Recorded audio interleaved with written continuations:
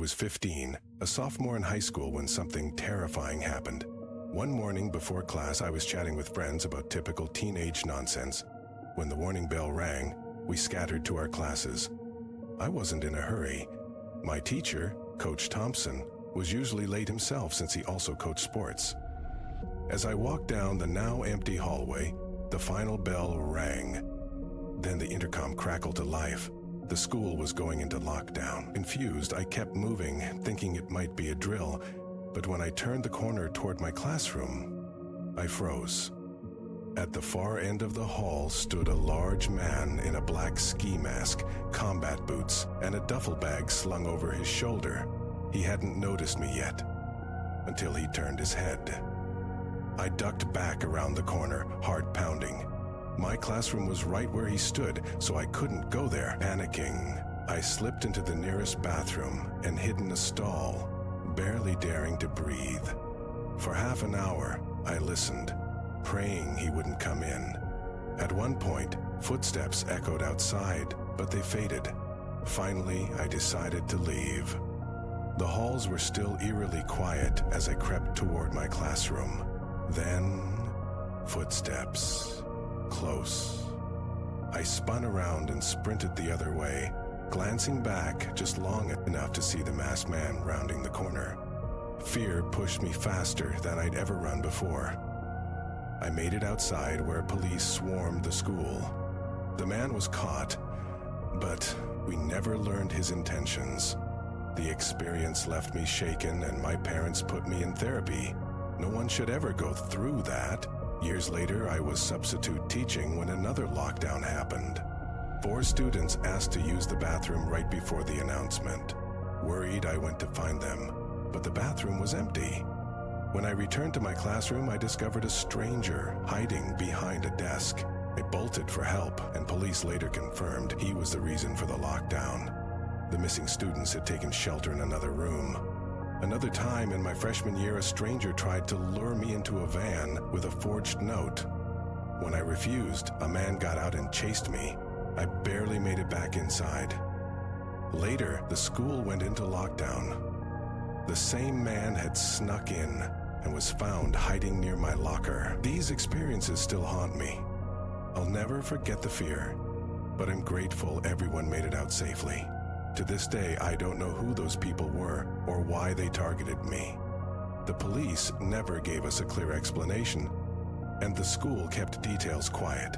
It's unsettling to think about what could have happened if I hadn't trusted my instincts. After that, my parents drilled safety rules into me. Never go with strangers, all double A's check with them before leaving school, and if something feels off, run. I started paying closer attention to my surroundings, something I hadn't really done before. The strangest part? The man in the van and the one who broke into the school had to be connected. How else would they have known my name, my schedule, or where to find me? The thought that someone might have been watching me still sends chills down my spine. School felt different after that. I'd tense up every time an unexpected announcement came over the intercom or a stranger walked down the hall. Even now, years later, I catch myself scanning crowds, double-checking locks, and avoiding empty hallways. But I refuse to let fear control me. Those experiences taught me to be cautious, but they also showed me how strong I can be under pressure. I'm just glad I made it out unharmed and that no one else got hurt. Some lessons come the hard way, but they stick with you forever. Looking back, I realize how quickly ordinary days can turn into nightmares. One minute you're joking with friends, the next, you're running for your life. It changed how I see the world, not in a paranoid way, but with sharper awareness. I notice exits in buildings now. I watch people's body language. I trust my gut when something feels wrong. Therapy helped, though at first I resisted going. Talking about it made the memories feel more real. But eventually, putting words to the fear took away some of its power. My therapist called it reclaiming control, and slowly, I did. Nightmares became less frequent. Jumping at loud noises happened less often. What still bothers me is the unanswered questions. Why me? Was it random? Or was I specifically targeted?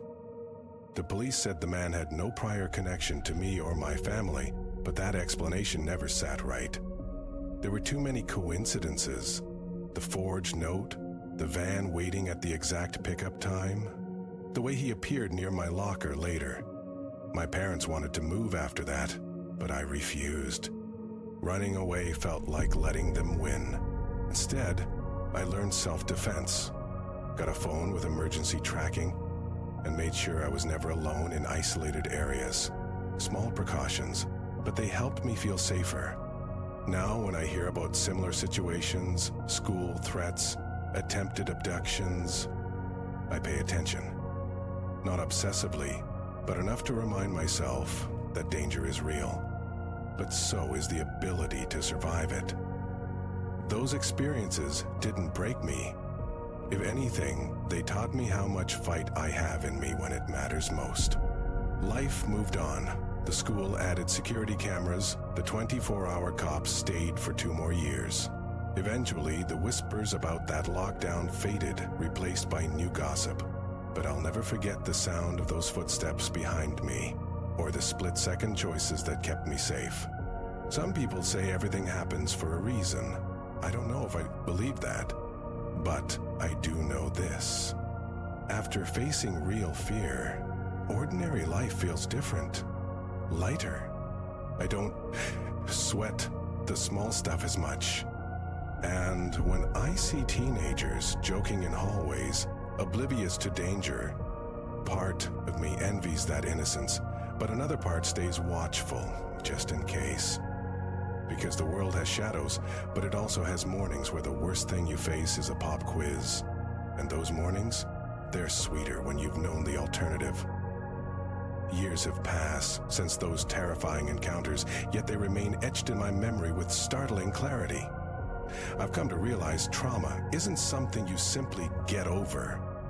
It's more like learning to carry the weight differently. The sharp edges of panic have dulled with time, but certain things still trigger that old adrenaline rush. The metallic clang of a locker slamming shut, the scent of industrial cleaner in school bathrooms, even the sight of a parked minivan with tinted windows. I've since graduated and moved away for college, putting physical distance between myself and those haunting locations. The first time I walked across campus without scanning every face or checking over my shoulder felt like a small victory. Therapy taught me that hypervigilance was my brain's way of trying to protect me, but that constant alertness was exhausting. Learning to dial it back took conscious effort. What still surprises me is how trauma reshapes relationships. My parents became almost overprotective, while some friends distanced themselves, uncomfortable with my sudden baggage. But others surprised me. Classmates I barely knew reached out with quiet support. Teachers checked in discreetly. Even the school janitor started walking me to my bus after dark. Crisis reveals people's true colors in unexpected ways. The legal aftermath was frustratingly opaque. Due to my age and privacy laws, I was never told the full investigation details. I know arrests were made, but not the charges or outcomes. That lack of closure forced me to make peace with unanswered questions. Some mysteries remain unsolved, and I've learned to be okay with that. Now, when I share my story, which isn't often, people frequently ask if I change anything. The truth is, while I wish it never happened, the experience shaped my career path toward crisis counseling.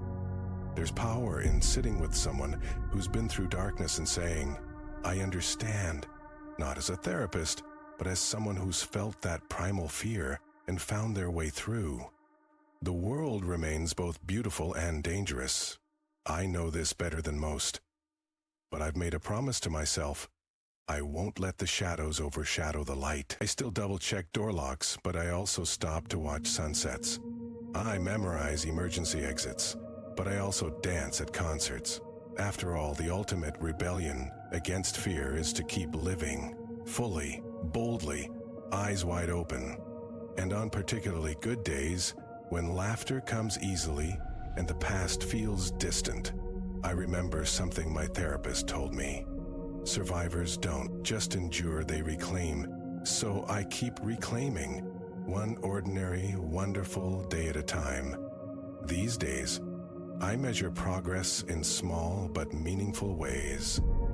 Walking alone at dusk, without my pulse racing, hearing a sudden loud noise without flinching, or passing a stranger on the street without instinctively sizing them up as a threat. The body remembers trauma long after the mind starts to heal. But gradually, the space between triggers grows wider.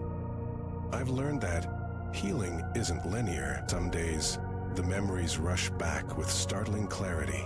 The weight of the bathroom stall door under my fingertips, the smell of sweat and fear clinging to my clothes, the way time seemed to stretch and warp during those endless minutes of hiding.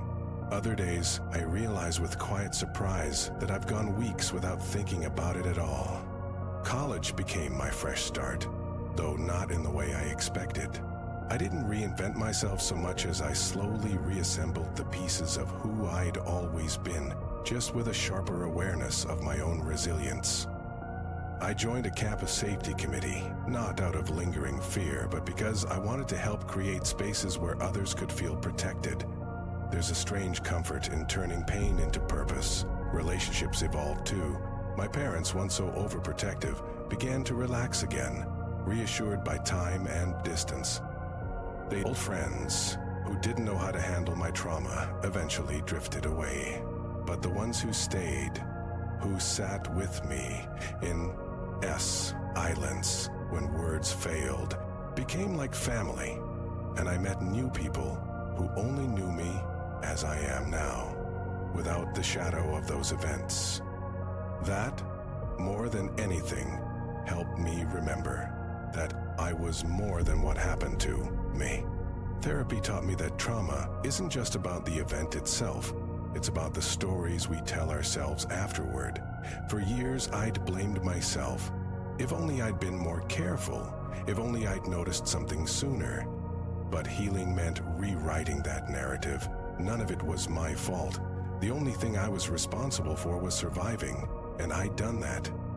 Now, when I talk to others who've faced similar darkness, I don't offer empty platitudes about everything happening for a reason. Instead, I tell them this: trauma isn't a life sentence. The fear may never fully disappear, but it can become quieter, softer, until one day you realize you're living your life again, not in spite of what happened, but simply because you kept going. And if I could go back and whisper one thing to my 15-year-old self, trembling in that bathroom stall, it would be this: you have no idea how strong you are, but you're about to find out. Now in my mid-20s, I've come to view my experiences through a different lens. The visceral terror has faded into something more contemplative, not quite nostalgia, but a quiet recognition of how far I've come. I keep a box of mementos from that time. The lockdown notice they sent home to parents, the local news clipping about the arrest, the worn-out sneakers I wore when I ran, not to dwell, but to remember that scared kid who made it through. Professionally, I've channeled everything into victim advocacy work. There's, a particular understanding that comes from having stood in those shoes, the way your voice shakes giving a police statement, how paperwork and legal jargon feel impossible to process when your hands are still trembling. Now I sit beside others navigating that same system, translating the bureaucratic maze into something manageable. Romantic relationships were the last frontier of my healing. For years, I'd flinch at unexpected touches or panic if a partner didn't text back promptly. It took meeting someone extraordinarily patient to unravel those knots. They didn't try to fix me, just loved me through the bad nights and celebrated the small victories, like the first time I slept through the night without checking the door locks. Oddly enough, the pandemic lockdowns became an unexpected test. While others struggled with confinement, I found myself weirdly equipped. All those hours hiding in bathrooms had taught me how to sit with fear without drowning in it. I started a virtual support group that still meets weekly. where we talk about everything from post-trauma hair-strengthening startle reflexes to the surreal humor of explaining PTSD to oblivious coworkers. Lately, I've been experimenting with exposure therapy on my own terms. Last month, I went back to my old high school with advance notice to the current principal, who remembered my case, stood in that hallway and just breathed. The tiles had been replaced, the lockers repainted, but the acoustics were the same. My footsteps echoed exactly as they had that day. This time, though, I walked out on my own terms. The nightmares still come sometimes, less as full-blown terrors now, more like melancholic dreams, where I'm searching for something just out of reach. My therapist says they'll probably never disappear completely, and that's okay. The goal was never to erase what happened, but to stop letting it dictate my present. What surprises me most is the gratitude that's grown alongside the trauma. Not for the events themselves, I'd undo them in a heartbeat, but for the person they forced me to become. Someone more compassionate, more present, more fiercely protective of joy. I notice sunlight through leaves now with the same intensity I once scanned for threats. Maybe that's the secret alchemy of survival, transforming leaden fear into golden awareness.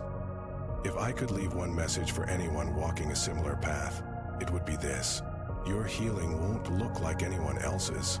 There will be days you feel broken beyond repair, and others where you forget you were ever cracked. Both are true. Keep going. Now in my early 30s, I've reached a point where those terrifying experiences feel almost like stories that happened to someone else, familiar yet distant, like old photographs where the edges have started to fade. The panic attacks that used to ambush me in grocery store aisles or crowded elevators have dwindled to maybe once or twice a year, usually triggered by something mundane like the particular scent of a certain industrial cleaner or hearing a school bell ring in a movie. I've built a life that would have seemed impossible to that terrified teenager. A small house with big windows that I keep uncovered. A dog who sleeps soundly through the night, unlike me, some evenings. And a career helping other survivors navigate the messy aftermath of trauma. There's a quiet poetry in being able to say to someone, "I know," and truly mean it. What surprises me most is how the memories have softened with time. The sharp edges have rounded, the visceral terror muted into something more like a sober awareness. I can talk about it now without my hands shaking, can even find moments of dark humor in the absurdity of it all. Like the fact that my greatest childhood fear was algebra tests, not masked intruders. I've made peace with the fact that some scars don't fade completely. The way I still sit facing doors in restaurants, how I automatically note emergency exits in every building I enter, the slight tension in my shoulders when I walk past parked vans. These aren't flaws, just proof that my body remembers how to keep me safe. Recently, I visited my hometown for the first time in years. Drove past the old high school at golden hour when the brick wall, Ellis glowed warm in the sunset. It looked smaller than I remembered. I parked for a while, just watching students pour out at dismissal, laughing, shoving, utterly oblivious to the building's darker history. There was something beautiful in their ordinary chaos. Healing, I've learned, isn't about forgetting or even fully moving on. It's about integration. Those terrifying moments are part of my story, but they're not the whole story. The same hands that trembled in a bathroom stall now steady others in their darkest hours. The voice that once choked on fear now speaks with hard-won authority about survival and resilience. And on good days, which are most days now, I can honestly say I like the person those experiences shaped me into. Not because of what happened, but because of who I chose to become in spite of it. Someone who understands both how fragile and how ferociously strong we humans can be. The world remains unpredictable, sometimes cruel, often beautiful. I still take precautions, Still trust my gut when something feels off, but I've stopped waiting for the other shoe to drop. Life isn't something to just survive anymore, it's something to live. Fully, messily, wonderfully. After all, what greater victory is there than that? Now in my mid-30s, I've come to understand something profound about trauma. It doesn't disappear, but it does transform. Like sediment under pressure, those harrowing experiences have gradually crystallized into something unexpectedly valuable. A deep well of empathy, an unshakable knowledge of my own resilience, and an appreciation for ordinary moments that borders on the sacred. My morning routine says it all.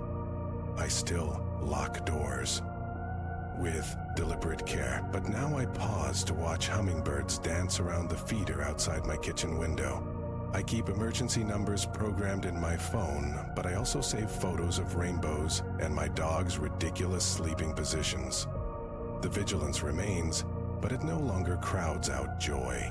Professionally, I've moved beyond crisis counseling into systemic reform. There's a particular fire that lights in me when I sit across from school administrators or policymakers advocating for better safety protocols, not just as an expert, but as someone who knows exactly how flawed the system can be. My TED Talk on trauma-informed design has been viewed over 1 million times, a fact that still astonishes me considering I used to struggle to speak above a whisper in therapy sessions. Relationships have blossomed in ways my younger self couldn't have imagined. My partner and I recently adopted a teenager from the foster system, a fierce, funny kid who survived their own nightmares. There's something healing about creating the safe haven we both needed at that age. When they have night terrors, I sit with them in the dark, not with empty reassurances, but with the quiet certainty of someone who's walked through similar shadows and found the dawn. Physical reminders linger in surprising ways. The scar on my knee from scrambling away that day still aches before rainstorms. Certain sounds, a particular cadence of footsteps, the metallic clang of a door slamming, still make my breath catch. But these aren't weaknesses. They're my body's way of saying, I remember how to protect us. I've started writing a memoir, not because my story is extraordinary, but because the process of shaping narrative from chaos has been unexpectedly therapeutic. There's power in choosing which details to highlight, which to soften, which to frame with hard-won perspective. The scared kid in those pages deserves compassion, but so does the woman she became. Recently, I was asked to consult on security upgrades at my old high school. Walking those halls with architects and safety experts, I realized how far I'd come. Where once I saw only threats, now I noticed sunlight streaming through new skylights, vibrant student artwork lining the walls, a teacher laughing with a group of teenagers. The building held my ghosts, but it wasn't defined by them. Healing, I've learned, isn't about reaching some imaginary finish line where the past no longer affects you. It's about developing the wisdom to carry your experiences without being crushed by their weight. It's about recognizing that survival leaves marks, but so does love, and joy, and ordinary courage. The world remains imperfect and sometimes frightening, but it's also brimming with moments so beautiful they ache. I know this now in my bones. We are all more resilient than we think, more connected than we realize, and more capable of growth than we dare imagine. And that, perhaps, is the greatest gift my younger self couldn't have anticipated. Not just surviving, but thriving. Not just enduring, but creating meaning from the fragments. Not just fearing the dark, but becoming someone who can light the way for others. The story continues. Now, approaching 40, I've discovered an unexpected truth about trauma. It becomes part of your emotional DNA, not as a defect, but as an essential strand in the helix of who you are. The memories no longer arrive as unwelcome intruders, but as familiar visitors whose edges have softened with time. I can speak about that day now with the same steady tone I used to discuss the weather. though my fingers still occasionally trace the scar on my knee when the story reaches its climax. My work has evolved into something I never anticipated. Training. First responders in trauma-informed care. There's profound satisfaction in watching a hardened police officer's eyes widen when I explain how the brain processes terror, or seeing a nurse practitioner nod in recognition as I describe the physiological echoes of panic that can linger for decades. I teach them that behind every crisis call is someone's worst day, and that how they respond will become part of that person's story forever.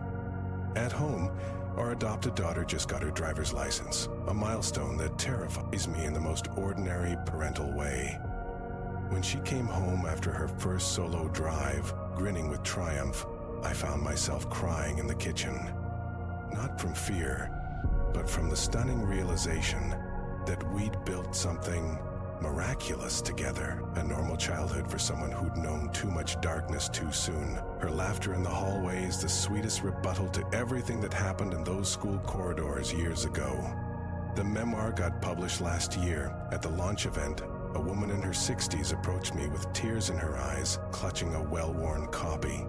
"Your story helped me understand why I still check my closet before bed," she confessed, even 40 years later.